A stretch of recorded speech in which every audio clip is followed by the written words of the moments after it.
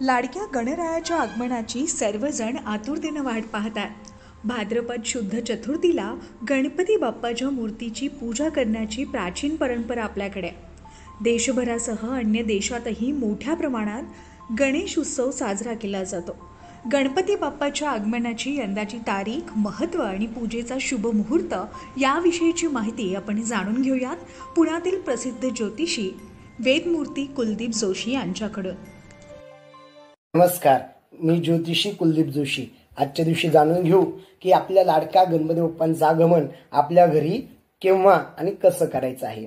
ह्या वर्षी 7 सप्टेंबर 2024 ह्या दिवशी आपल्या लाडक्या गणपती बाप्पांचं आगमन आपल्याला घरी करून त्यांची प्राणप्रतिष्ठा करायची आहे. या दिवशी सर्वार्थ सिद्धी योग, बुध आदित्य योग, शशराज योग आणि नवपंचम योग इत्यादी 4 योग त्या दिवशी असल्यामुळे साधारणपणे संपूर्ण दिवसच आपल्यासाठी शुभ आहे. मात्र घरगुती गणपतींचं आगमन आणि प्राणप्रतिष्ठा जी आहे ती दुपारी 2:12 आपल्याला करून घ्यायची आहे. सकाळी 4:50 ते दुपारी 2:12 कालावधी हा गणेश प्राणप्रतिष्ठेसाठी अत्यंत उत्तम आहे. मात्र ज्यांच्याकडे व्रतानुसार गणेश बाप्पा येतो त्यांनी राहू काळाचा भाग सोडून गणपतींची प्राणप्रतिष्ठा करायची आहे. मात्र ज्यांच्याकडे कायमच उत्सवानुसार गणपती बाप्पा असतो त्यांना राहू काळाचा कधी याबद्दल प्रॉब्लेम होणार नाही.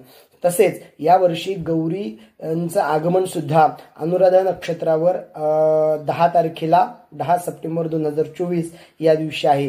त्या दिवशी सुद्धा रात्री 8:24 सकाळ कधीही गौरींचं आपल्याला आगमन आवाहन करता येईल.